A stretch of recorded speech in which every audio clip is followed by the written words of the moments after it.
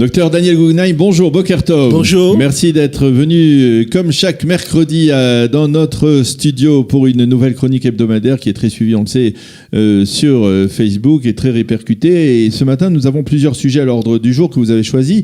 Le premier dont je voudrais parler, c'est pas parce que j'ai l'intention de m'acheter une voiture, mais ça pourrait être l'occasion. C'est le fait que, bien, on a constaté ces dernières années, ces derniers mois même en particulier, que les banques prêtaient de moins en moins aux contribuables pour qu'ils s'achètent des voitures. Alors, expliquez-nous pourquoi, expliquez-nous qu'est-ce qui se passe dans ce marché extrêmement florissant, on va dire, de la vente des voitures en Israël. On sait qu'il y a presque une saturation dans le nombre des véhicules sur les routes israéliennes. Pourquoi les banques refusent désormais de financer, de participer au financement de ces voitures, et qui les a remplacées ? En effet, la Banque d'Israël, il y a plusieurs mois déjà, a envoyé une circulaire aux banques commerciales disant qu'elle a remarqué qu'il y a un danger à prêter maintenant à ceux, pas seulement les contribuables, à tous ceux qui voudraient acheter des voitures. La Banque d'Israël est intéressée à ce que les banques puissent recouvrer leurs dettes, et c'est pour ça qu'elle fait des analyses sur des marchés, sur les prêteurs qui seraient plus ou moins fiables ou pas. Elle a donné elle a donné un avertissement en disant: nous voyons que vous augmentez votre portefeuille de prêts pour acheter des voitures, et nous trouvons ça dangereux parce que il y a plus de gens qui ne payent pas, et des retards dans les paiements, etc. Donc, les banques qui sont soumises à la Banque d'Israël ont décidé de réduire de 5 au moins 10% leurs prêts à ceux qui voudraient acheter des voitures. Eux et aussi les entreprises. Ça, c'est parce qu'ils ont constaté que les banques ont constaté que les emprunteurs avaient de plus en plus de mal à rembourser leurs prêts. C'est surtout la Banque d'Israël qui leur a demandé de stopper la croissance et même de réduire leur part d'activité dans le marché de l'automobile. Mais pourquoi ? Parce que, j'ai expliqué, parce qu'elle a senti qu'il y avait un danger dans ce secteur. Et c'est la Banque d'Israël qui a fait cette analyse. C'est un danger lié elle a dû avoir de toutes les banques, voilà. Mais elle s'est liée aussi il y a aussi des cartes de crédit, comme vous connaissez, peu importe, Isracart ou Micard, peu importe, qui aussi étaient sur ce marché de crédit aux achats de l'automobile. Et eux aussi, vu ce que la Banque d'Israël a dit, a décidé de réduire. Alors qui c'est qui a remplacé ? Il y a une entreprise, d'ailleurs, qui est cotée en bourse, d'ailleurs, c'est pour ça qu'on sait tout ça. Elle s'appelle Memoun Yashir. Ah oui. Et elle a fait beaucoup de pubs sur les radios. Oui. Elle a peut-être j'écoute pas assez les radios, alors j'écoute que Kalita. Oui, vous avez raison. Et alors, donc, Memoun Yashir, qui est spécialisé dans justement le financement des autos, de l'achat des autos, a pris justement à cette occasion que les banques et les autres instituts de crédit ont décidé de moins prêter. Seulement, il y a deux conséquences à ça.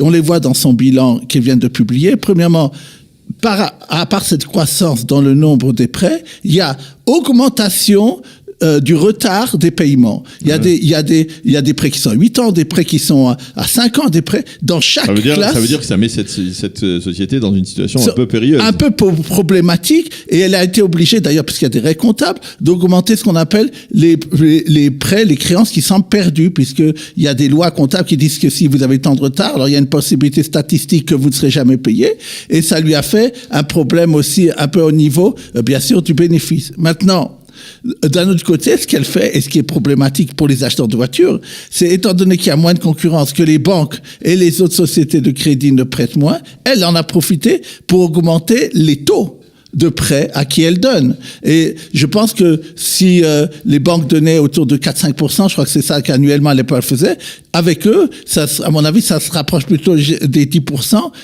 ou 8-9% que ce qu'il y avait avant. Et donc, pour les consommateurs et les acheteurs des automobiles, c'est un problème, surtout ceux qui paieraient.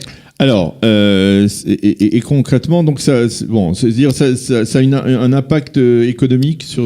Ça a un impact sur les acheteurs de voitures. Les acheteurs, oui. Et surtout ceux qui sont obligés de prendre des crédits, surtout ces gens qui ont besoin d'argent. D'accord. Alors, l'État achetait plus aux entreprises petites et moyennes que dans les pays de l'OCDE. Oui, alors, qu'est-ce que ça veut dire ça? Pour la première fois, et je pense que c'est très intéressant, moi, j'aime, quand je peux, on doit donner au service public ou à ceux qui font une honneur, une légion d'honneur, dire qu'ils font bien les choses. Et c'est très intéressant. La première fois que ce qu'ils s'appelle en Israël Minal HaRechesh, ceux qui sont dans le ministère des Finances, qui sont chargés de tout ce qui est public, qui doit acheter aux entreprises. On doit faire une école ou n'importe quoi. On doit, et à ce moment-là, il y a des fournisseurs des entreprises. Et alors, elle a publié pour la première fois cette année, en disant, dans chaque, il y a des grandes entreprises très grandes, il y a des moyennes, il y a des grandes, des moyennes et des petites. Et elle a dit, en tout, nous, on a commandé au secteur privé 38 milliards de shekels cette année. Et sachez que 38% de cette somme-là, c'est très très important, près de 40%, sont des entreprises qui sont pas grandes. Donc c'est formidable. Ça veut dire que le ministère des Finances, et en tout cas cette branche-là, essaye de pousser à ce que, pas seulement les grandes entreprises, mais même des petites entreprises, 2 milliards de shekels pour ce qu'on appelle les skims Zehirim, ça veut dire ceux qui sont tout petits, qui ont moins de 10 salariés, eux aussi ont eu 2 milliards de ce paquet, ce qui est énorme. Et ça veut dire que, d'un côté, on pourrait dire l'État prend et les services publics prennent des risques d'acheter dans des petites entreprises, et ils le font. Et la moyenne dans l'OCDE est autour de 30%. Et donc, c'est très intéressant de voir qu'à ce niveau-là, Israël est vraiment autour des pays qu'elle peut se comparer, et on pourrait le dire, un des meilleurs à ce niveau-là, et à donner de la chance aux même très très petites entreprises. Alors, vous parlez beaucoup de voitures. Je ne sais pas si vous avez l'intention de vous acheter une voiture, mais en tout cas, en dehors de cette problématique du paiement, en tout cas d'un emprunt pour l'achat d'une voiture, eh bien, il y a aussi un problème d'impôt écologique sur l'achat des voitures. Ça veut dire quoi? Qu'il va y avoir un nouvel impôt sur l'achat de voitures? Parce que il y en a déjà pas mal. Hein, ça coûte bien plus cher qu'en Europe. Le 1er avril, c'était pas un poisson d'avril. Ah, oui. Il y a eu un changement très important, le plus important dans les 10 dernières années, au niveau de ce qu'on appelle l'impôt écologique. En Israël, Mas Yarok, l'impôt vert. Comme dans la plupart des pays, en Israël, on veut pousser l'achat de voitures écologiques.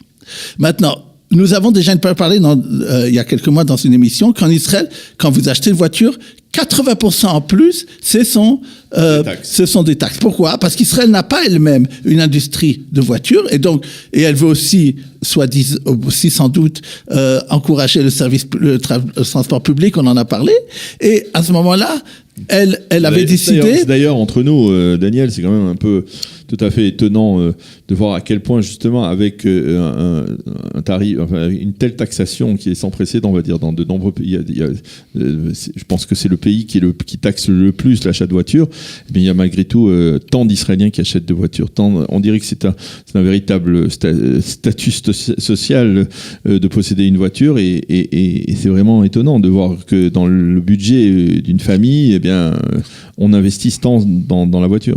Si vous me poussez aussi là-dessus, dans un que je ne pensais pas parler, alors là, je suis obligé de dire contre le service public. Il y a en Israël, je ne pense pas que c'est dans les autres pays, tous ce qu'on appelle Oved Medina, qui sont qui travaillent pour l'État, les fonctionnaires de l'État, ou même dans des entreprises, si vous n'avez pas de voiture, vous recevez moins de salaire, puisqu'on vous donne ce qu'on appelle Arzakat Rechev. C'était à l'époque, quand les impôts étaient très forts, ils cherchaient des moyens pour pouvoir aider le salarié qui gagnait pas tellement. Mais c'est absurde. On leur donne, l'État paye des dizaines de milliers de shekels. Mais le fonctionnaire paye tout de même des impôts sur cette voiture, ou sur. Si elle n'a pas de voiture, elle n'a pas ce qu'on appelle Arzakat Rechev. Voilà, une voiture de fonction, par exemple, une voiture de fonction. Lorsque l'on a une voiture de fonction, ici, on paye des impôts sur cette voiture. Oui, c'est-à-dire, d'abord, l'État vous paye tous les assurances. Quand vous êtes fonctionnaire. Donc, ça veut dire c'est 4-5 000 shekels au moins par an. Mais c'est vrai qu'elle considère ça comme rentrer dans le salaire, mais vous n'allez pas les payer. Deuxièmement, si vous n'avez pas de voiture, vous avez un salaire en moins. Il y a dans le salaire que vous recevez en tant que fonctionnaire, vous avez ce qu'on appelle Arzakat Rechev. Cette somme-là, c'est plusieurs centaines de shekels. Alors, même les gens vont acheter, même si c'est une voiture bidon, et pour pouvoir dire, j'ai une Arzakat Rechev, pour pouvoir dire, augmenter son salaire de façon fictive. Et l'État, en plus, chaque fois qu'il y a des endroits endroits où il y a des entreprises publiques, en bas, il y a des énormes parkings. Et ça coûte très cher, on en a parlé récemment. Donc, il y a, du point de vue de l'État, des fois, le ministère des Finances ou ceux qui décident n'ont pas les mêmes, les mêmes intérêts et font des fois des décisions qui sont pas les mêmes. Mais ce qui est important de dire, c'est que, pour revenir à notre sujet, ouais.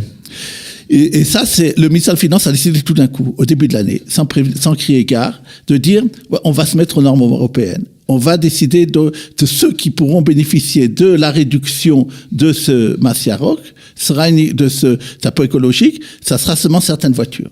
Alors les constructeurs n'ont pas eu le temps, d'habitude ils font ça en fonction de la demande, ils n'ont pas eu le temps de s'organiser, et donc ils ont envoyé des voitures en Israël qui coûteront plus cher. Qu'est-ce qu'ils ont fait? Qu'est-ce qui s'est passé dans le fait? Ceux qui ici vendent des voitures en particulier, en mars, ont décidé massivement de payer à l'État de l'argent pour justement ne pas avoir payé ses taxes après. C'est-à-dire vous avez en mars, il y aura une augmentation massive des impôts à ce sujet-là, que l'État a reçu maintenant énormément d'argent, qu'elle ne recevra pas après. C'est quelque chose de fictif, c'est quelque chose qui aurait dû être après. C'est bien parce que comme les caisses de l'État sont vides, alors ils vont dire c'est bien, on a eu 1,5 milliard, 2 milliards de shekels en plus, mais ça sera étalé. Après dans l'année, ça ne sera pas ce même chiffre, il va pas recommencer. Et deuxièmement, une chose qu'il faut savoir aussi, il y en a d'autres qui se sont fait du beurre, c'est les entreprises de leasing. Elles les ont achetées avant, et elles vont pouvoir dire aux gens, maintenant c'est plus cher. Ok. Dernier point, que se passe-t-il à Cofix? Oui. C'est-à-dire, il faut être d'abord client à Cofix. Cofix, c'est cette chaîne on va dire de café qui offre des cafés à 5 shekels. Aujourd'hui, peut-être c'est 6 shekels, si je ne m'abuse. Café, gâteau, etc. Donc, à des prix, on va dire, défiant toute concurrence. Qu'est-ce qui se passe? Oui, c'est très intéressant. Cette entreprise est maintenant en bourse. Elle s'est venue il y a 4-5 ans. Elle est venue, elle a voulu lancer. Elle a révolutionné le marché. Elle a révolutionné le marché Ça partait d'une idée simple qu'un café ne pouvait pas coûter 15 shekels, comme c'était le cas dans plusieurs cafés dont je ne citerai pas le nom, hein, dans le centre de nos villes. Ce n'est pas seulement un café, c'est des sandwichs, des petits gâteaux, un petit repas qu'ils pouvaient avoir pour 5 shekels. Pour les étudiants, c'était formidable. Ouais. Maintenant, c'est très intéressant parce qu'elle a fait une faute économique très importante. C'est un rapport commercial. Pourtant, c'est Avicat qui dit qu'il connaît bien dans le marketing. Il a augmenté de 5 à 6 shekels. Ouais. Tout d'un coup. Et ça fait fuir les gens. Il avait aussi des supermarchés Cofix qui disaient qu'ils vendent moins cher que les autres. Ça a touché aussi ça. Et ça fait qu'il y a eu énormément de baisses de Arnasod, de gens qui sont venus acheter et dans les cafés et dans les super et dans les choses comme ça, à tel point qu'on a parlé il y a quelques mois de ça, elle a fait faillite. C'est-à-dire qu'elle n'avait plus quoi payer parce que elle avait des dettes et elle n'avait pas un cash flow, elle n'avait pas du paiement qui lui permettait. Elle est en faillite là aujourd'hui? Alors elle a été en faillite. Elle a été rachetée par Rami Levy. Aha. Et Rami Levy, et c'est ça très intéressant, a décidé maintenant devant les résultats de Cofix, elle a dit nous ce qu'on va faire sur Cofix, on va le changer. On va faire qu'il va d'abord donner des choses qui auront plus de qualité, avec une meilleure cash-route, je crois qu'elle avait déjà, mais enfin et ils ont dit on va aller aussi sur la santé. Et troisièmement, on va les lier à la Moadone, aux cartes de Rami Levy, celui qui sont au club de Rami Levy. Ouais, et donc, ça sera intéressant. C'est très intéressant de voir ce qui se passe à ce niveau-là. Très bien. Merci beaucoup, Dr Daniel Guggenheim, de nous avoir éclairé comme chaque mercredi donc sur les derniers développements, les dernières infos qu'il faut le savoir dans le domaine économique et social. Merci d'avoir été avec nous ce matin et bonne journée. Shalom.